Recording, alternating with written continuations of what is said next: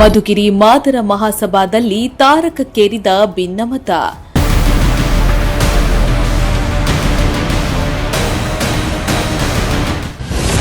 ನಿಯಮ ಉಲ್ಲಂಘಿಸಿ ಕಾರ್ಯದರ್ಶಿ ಡಾಕ್ಟರ್ ಬಾಣದ ರಂಗಯ್ಯ ವಜಾ.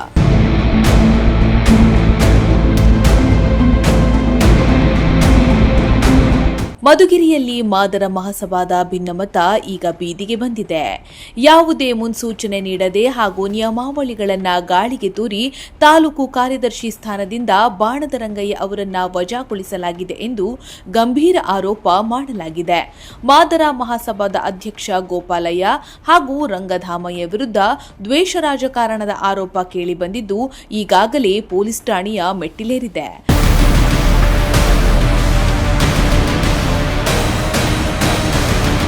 ಮಧುಗಿರಿಯ ಮಾತಂಗ ಮಹರ್ಷಿ ಪತ್ತಿನ ಸಹಕಾರ ಸಂಘದಲ್ಲಿ ಮಾದರ ಮಹಾಸಭಾದ ತಾಲೂಕು ಕಾರ್ಯದರ್ಶಿಯಾಗಿದ್ದ ಬಾಣದ ರಂಗಯ್ಯ ನೇತೃತ್ವದಲ್ಲಿ ಸುದ್ದಿಗೋಷ್ಠಿ ನಡೆಸಲಾಯಿತು. ಸುದ್ದಿಗೋಷ್ಠಿಯಲ್ಲಿ ಮಾತನಾಡಿದ ಅವರು, ಮಹಾಸಭಾದ ಅಧ್ಯಕ್ಷ ಗೋಪಾಲಯ್ಯ ವಿರುದ್ಧ ತೀವ್ರ ವಾಗ್ದಾಳಿ ನಡೆಸಿದ್ರು. ಸಂಘದ ಬೈಲಾ ಪ್ರಕಾರ ಸತತ 3 ಸಭೆಗಳಿಗೆ ಗೈರಾದ್ರೆ ಮಾತ್ರ ಪದಾಧಿಕಾರಿಗಳನ್ನು ತೆಗೆಯಲು ಅವಕಾಶವಿದೆ.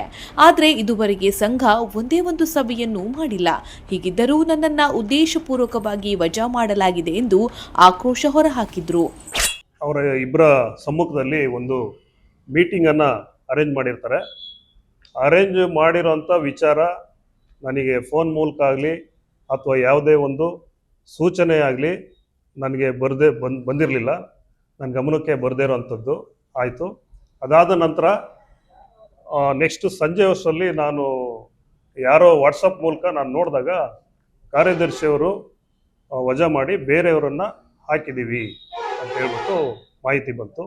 ಅದಾದ ನಂತರ ನಾವುಗಳು ಯಾವುದೇ ಒಂದು ಸೂಚನೆ ಇಲ್ದಲೆ, ನೋಟಿಸ್ ಇಲ್ದಲೆ ಯಾವ ರೀತಿ ಮಾಡಿದ್ದೀರಾ ಅಂತೇಳಿ ಜಿಲ್ಲಾಧ್ಯಕ್ಷರಾದಂಥ ಉಚ್ಚೆಯವ್ರನ್ನ ನಾವು ಕೇಳಿದ್ವಿ.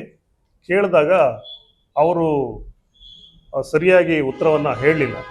ಯಾಕೆಂತಂದರೆ ಬೈಲ ಪ್ರಕಾರ ಯಾವುದೇ ಒಂದು ನೋಟಿಸನ್ನು ಇಲ್ದಲೆ, ಯಾವುದೇ ಒಂದು ಕರೆ ಇಲ್ದಲೆ ಸದಸ್ಯರನ್ನು ಒಂದಾದ ನಂತರ 3 ಸಭೆಗಳಿಗೆ ಬರದೇ ಇದ್ದರೆ ಅವ್ರನ್ನ ವಜಾ ಮಾಡ್ಬೋದು ಅಥವಾ ತೆಗೆದುಹಾಕ್ಬೋದು ಅಂತಿದೆ.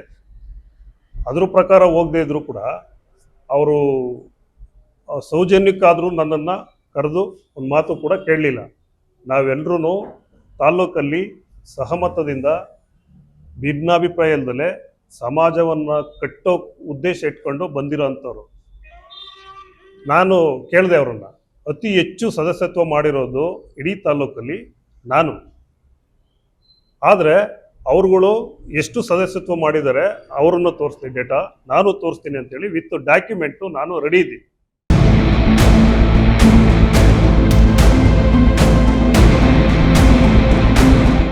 ಇನ್ನು ಇದೇ ವೇಳೆ ಮಾತನಾಡಿದ ವಕೀಲ ನರಸಿಂಹಮೂರ್ತಿ, ರಂಗಯ್ಯನವರ ವಜಾವನ್ನ ಪ್ರಶ್ನಿಸಿದ್ದಕ್ಕೆ ಸ್ವಯಂ ಘೋಷಿತ ಅಧ್ಯಕ್ಷ ಗೋಪಾಲಯ್ಯ ಮತ್ತು ರಂಗಧಾಮಯ್ಯ ಏಕವಚನದಲ್ಲಿ ನಿಂದಿಸಿ ಗೂಂಡಾವರ್ತನೆ ತೋರಿದ್ದಾರೆ. ಅವರ ವಿರುದ್ಧ ಈಗಾಗಲೇ ಪೊಲೀಸ್ ಠಾಣೆಯಲ್ಲಿ ದೂರು ದಾಖಲಿಸಲಾಗಿದೆ ಎಂದರು. ಉದ್ದೇಶ ಇಷ್ಟೇ. ನಾನು ನಿನ್ನೆ ಕಾರ್ಯಕಾರಿ ಸಮಿತಿ ಕರೆದಿದ್ರು. ಗೋಪಾಲಯ್ಯ ಮತ್ತೆ ಗೋಪಾಲಯ್ಯ ಫಾಲೋಯರ್ಸ್ ನನಗೆ ಫೋನ್ ಮಾಡಿ ಕರೆದ್ರು.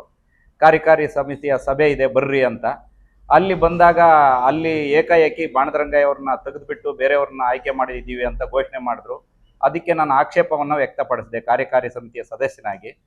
ಅದು ಆಕ್ಷೇಪ ವ್ಯಕ್ತಪಡಿಸಿದ್ರೆ ಸಮಿತಿಯ ಅಧ್ಯಕ್ಷನಾಗಿ ನಾನು ಏನಪ್ಪ ಹೇಳ್ಬೇಕಾಗಿತ್ತು ಅಂದರೆ ನನಗೆ ಉತ್ತರ ಹೇಳ್ಬೇಕಾಗಿತ್ತು. ಅವರು ಯಾವ ಉದ್ದೇಶಕ್ಕೆ ತೆಗಿತಾ ಇದ್ದೀವಿ ಬಾಣದ ರಂಗಯ್ಯ ಅವ್ರನ್ನ ಅಂತ. ಅವರು ಉದ್ದೇಶ ಇಲ್ಲದೇನೆ ಏಕಾಏಕಿ ನನ್ನ ಮೇಲೆ ಅವಾಚ್ಯ ಶಬ್ದಗಳಿಂದ ಮತ್ತೆ ಒಂಥರ ಏರು ಧ್ವನಿಯಲ್ಲಿ ನನ್ನ ವಕೀಲ ಅನ್ನೋ ಒಂದು ಇದನ್ನೇ ನೋಡ್ದೇನೆ, ನಾನು ಒಂದು ಸೀನಿಯರ್ ವ್ಯಕ್ತಿ ಅನ್ನೋದನ್ನ ನೋಡ್ದೇನೆ, ವಿದ್ಯಾವಂತ ನೋಡ್ದೇನೆ ಒಂದು ಸಿಂಗ್ಯುಲರ್ ಆಗಿ ಮಾತಾಡಿ ಅವರು ಮತ್ತೆ ನಿವೃತ್ತ ಶಿಕ್ಷಕ ರಂಗಧಾಮಯ್ಯ ಸಂಘಟನೆ ಕಾರ್ಯದರ್ಶಿನಂತೆ ನಾನು ಏನು ಹೇಳಿದ್ದು ಅಂತಂದರೆ, ನೀವು ಇಂಪ್ಲೂಯೆನ್ಸ್ ಮಾಡ್ಕೊಂಡು ಬಂದಿರತಕ್ಕಂಥ ಪದಾಧಿಕಾರಿಗಳು, ಜನ ನಿಮ್ಮನ್ನು ಆಯ್ಕೆ ಮಾಡ್ಕೊಂಡಿಲ್ಲ, ಅದಕ್ಕೆ ನಮ್ಮಲ್ಲಿ ಮನ್ನಣೆ ಇಲ್ಲ ನಿಮಗೆ ಅಂತ ನಾನು ಹೇಳಿದ್ದು ನಿಜ. ಇಂಪ್ಲೂಯೆನ್ಸು ನಾವೇನು ಇಂಪ್ಲೂಯೆನ್ಸ್ ಮಾಡ್ಕೊಂಡ್ವಿ ಅಂತ ಅವ್ರು ಏರು ಧ್ವನಿಯಲ್ಲಿ ನನ್ನ ಅವಾಚ್ಯ ಶಬ್ದಗಳಿಂದ ಧಮಕಿ ಹಾಕಿದ್ದಕ್ಕೆ, ನಾನು ಕೊಲೆ ಬೆದರಿಕೆ ಹಾಕಿದ್ದಕ್ಕೆ ನಾನು ಈಗಾಗಲೇ ಸಂಬಂಧಪಟ್ಟ ಸ್ಟೇಷನಲ್ಲಿ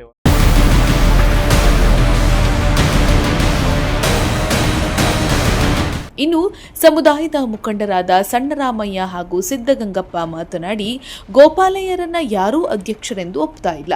ಬ್ಲಾಕ್ ಕಾಂಗ್ರೆಸ್ ಅಧ್ಯಕ್ಷ ಸ್ಥಾನ, ಮಾದರ ಮಹಾಸಭಾ ಅಧ್ಯಕ್ಷ ಸ್ಥಾನ ಸೇರಿದಂತೆ ಎಲ್ಲಾ ಹುದ್ದೆಗಳು ಒಬ್ಬರಿಗೆ ಬೇಕೇ ಎಂದು ಪ್ರಶ್ನಿಸಿದ್ರು. ನಮ್ಮ ಮಾದಾರ ಮಹಾಸಭೆ ಸ್ಟಾರ್ಟಿಂಗ್ ಆಗ್ಬೇಕಾದ್ರೆ ಮಧುಗಿರಿಯಲ್ಲಿ ಒಂದು ಮೀಟಿಂಗ್ ಕರೆದ್ವಿ, ಎಲ್ಲೇ ಇದರಲ್ಲಿ ಕನ್ನಡ ಭವನದಾಗೆ. ಆ ಮೀಟಿಂಗಲ್ಲಿ ಏನಾಯಿತು, ಬಾಣದ ರಂಗಯ್ಯನಿಗೆ ಒಂದು 150 ಜನ ಬಾಣದ ರಂಗಯ್ಯನಿಗೆ ಅಧ್ಯಕ್ಷ ಅಂತ ಹೇಳಿರು. ಅಲ್ಲಿ ಆ ಟೈಪ್ ಆಯ್ತು. ಅಲ್ಲೇನಾದರೂ ಜಿಲ್ಲಾಧ್ಯಕ್ಷರು ಆಯ್ತಪ್ಪ ನಿಮ್ದೆಲ್ಲ ಮನವಿ ತರಿಸ್ಕೊಂಡು ನಾವು ಓಕೆ ಮಾಡ್ತೀವಿ ಅಂತ ಹೇಳಿ ಅಲ್ಲಿ ಮಾತು ಕೊಟ್ಟು ಹೋದ್ರು.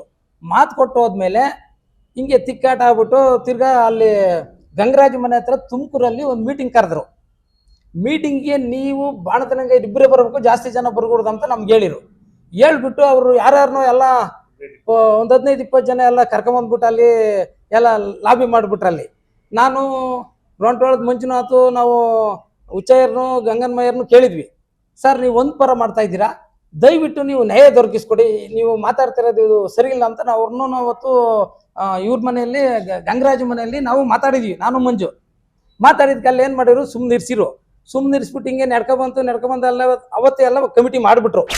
ಏನು ಮಾದರ ಮಹಾಸಭಾ ಅಂತ ಸ್ಟಾರ್ಟ್ ಮಾಡಿಬಿಟ್ರು. ಇದು ನಮಗೆ ಗೊತ್ತಾಗಿರಲಿಲ್ಲ. ಆಮೇಲೆ ಹೇಳಿರಲ್ಲ, ನಾವು ಒಂದು 150 ಜನ ರಾಜ್ಯಾಧ್ಯಕ್ಷರು ಹೋದ್ವಿ, ಜಿಲ್ಲಾಧ್ಯಕ್ಷತೆ ಹೋದ್ವಿ. ಜಿಲ್ಲಾಧ್ಯಕ್ಷರಿಗೆ ಹೇಳಿದ್ರೆ ನಾವೇ ಮಾಡಿದ್ವಿ, ನಾವು ಇವ್ರಿಗೆ ಹೇಳಿದ್ವಿ ನಮ್ಮ ಬಾಣರಂಗಯ್ಯಗೆ ಅಧ್ಯಕ್ಷ ಮಾಡಬೇಕು ಅಂತ. ಅವ್ರೇನು ಮಾಡಿದ್ರು, ಆಯಿತು ಹೈಕಮಾಂಡು ನಮ್ಮ ಸ್ಟೇಟ್ ಅಧ್ಯಕ್ಷರು ಕೇಳಬೇಕು ಮಾತಾಡೋಣ ಅಂತ ಇವ್ರು ಹೇಳಿದ್ರು, ಉಚ್ಚಯ್ಯನವರು. ಬೆಂಗಳೂರಿಗೆ ಹೋದ್ವಿ. ಬೆಂಗಳೂರಿನಲ್ಲಿ ರಾತ್ರಿ 8 ಗಂಟೆ ಆಯಿತು. ಅವ್ರು ಭೇಟಿ ಮಾಡಿ ಎಲ್ಲ ಮಾತಾಡ್ತಿದ್ದೀವಿ. ಒಂದು 150 ಜನ ಹೋಗಿದ್ವಿ, ಎಲ್ಲ ಕಾರ್ಯಕರ್ತರು ಜನಾಂಗ. ಅವರೇನು ಮಾಡಿರು, ಎಲ್ಲ ಕೇಳಿ ಅವರು ಪೆಂಡಿಂಗ್ ಇಕ್ಕಿರು, ಮುಂದೂಡ್ತೀವಿ, ಚುನಾವಣೆ ಬರಲಿ, ಅಷ್ಟರೊಳಗೆ ನೀವೆಲ್ಲ ಇದನ್ನು ಏನು ಮೆಂಬರ್ಶಿಪ್ ಮಾಡಿರಿ, ಚುನಾವಣೆ ಆದಮೇಲೆ ಮಾಡೋಣ ಅಂತ ಹೇಳಿದರು. ಅದಾದಮೇಲೆ ಇವರು ಏನೋ ರಾಜಕೀಯ ಒತ್ತಡ ತಗೊಂಡೋಗಿ, ಯಾರಿಗೂ ಗೊತ್ತಿಲ್ಲ ನಮಗೆ, ಅವ್ರ ಅಧ್ಯಕ್ಷ, ಉಪಾಧ್ಯಕ್ಷ, ಒಬ್ಬ ಕಾರ್ಯದರ್ಶಿ ಯಾರು ಏನು ಮಾಡಿದ್ರು ಇದೇನು ನಮಗೆ ಗೊತ್ತಿಲ್ಲ. ಈಗ ಮೊನ್ನೆ ನಮ್ಮ ಲಾಯರು ಅವರು ವೈಯಕ್ತಿಕವಾಗಿ ಒಂದು ಬರ್ತಡೇ ಮಾಡಿದರು. ಆ ಬರ್ತಡೇ ಎಲ್ಲ ಜನಾಂಗ, ಒಂದೇ ಜನಾಂಗ ಎಲ್ಲ ಜನ ಬಂದರು. ಆ ಜನಾಂಗದಲ್ಲಿ ಪಾಪ ಎಲ್ಲ ಕಾರ್ಮಿಕರಿಗೂ ಎಲ್ಲ ಜನಾಂಗಗೂ ಸನ್ಮಾನ ಮಾಡಿ ಒಂದು ಯಶಸ್ವಿಯಾಗಿ ಒಂದು ಸಭೆ ಮಾಡಿದರು.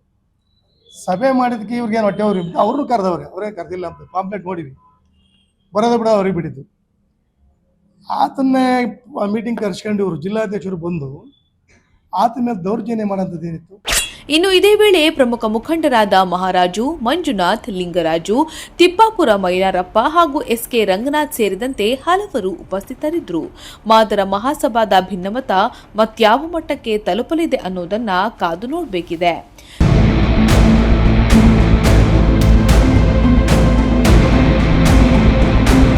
ಸಿರಾಜ್ ಅಹಮದ್, ಪ್ರಜಾಶಕ್ತಿ ಟಿವಿ, ಮಧುಗಿರಿ.